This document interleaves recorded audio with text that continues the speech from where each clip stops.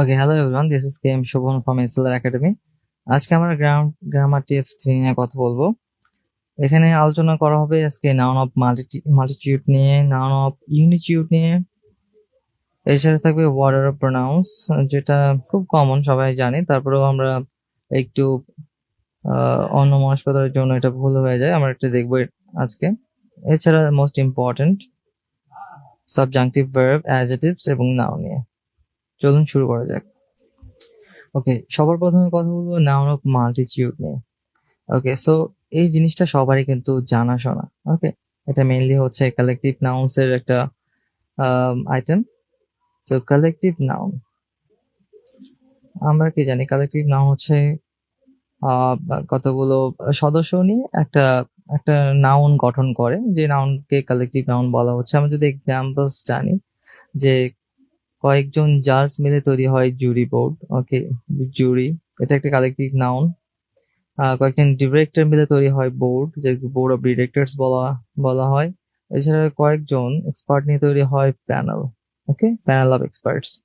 So এই পাশে যে জুরি, বোর্ড, প্যানেল, এগুলো হচ্ছে কালেকটিভ নাউন।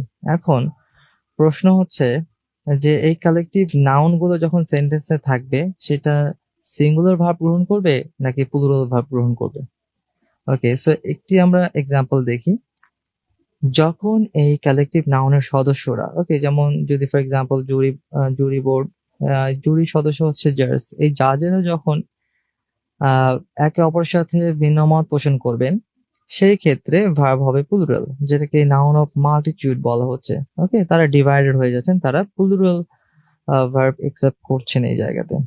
ওকে, সো এই ক্ষেত্রে হবে দ্য জুরি ওয়ার, যেহেতু জুরি ডিভাইডেড হয়ে গেছে তাদের অপিনিয়নে। ওকে, শুধু এখানে ভার্বটা খেয়াল করলে আমাদের হবে না, আরো খেয়াল করতে হবে এখানে যে প্রোনাউনের ব্যবহারটা, পসেসিভ প্রোনাউনের যে ব্যবহারটা, এটাও আমাদের খেয়াল করতে হবে। এই পসেসিভ প্রোনাউনটাও হবে প্লুরাল, দেয়ার হবে। ওকে, যেহেতু দ্য জুরি প্লুরাল ভার্ব গ্রহণ করেছে, এবং পরবর্তীতে যে নাউনটা থাকবে সেই নাউনটার দিকেও আমাদের খেয়াল করতে হবে, সেই নাউনটা প্লুরাল হয়ে যাবে। ওকে, সো এখানে কতগুলো জিনিস রয়েছে। প্রথমত রয়েছে ভার্ব, এরপরে রয়েছে পসেসিভ প্রোনাউন, এরপরে পসেসিভ প্রোনাউনের পরে রয়েছে একটি নাউন। ওকে, এই এই তিনটা জিনিসই আমাদেরকে খেয়াল করতে হবে, যে যখন এই কালেকটিভ নাউনের সদস্যরা তাদের মতামত এক জায়গায় নিয়ে আসতে পারছেন না, অর্থাৎ তারা ভিন্ন মত পোষণ করছেন, সেই ক্ষেত্রে ভার্বটি হবে প্লুরাল এবং সবকিছু প্লুরাল হয়ে যাবে।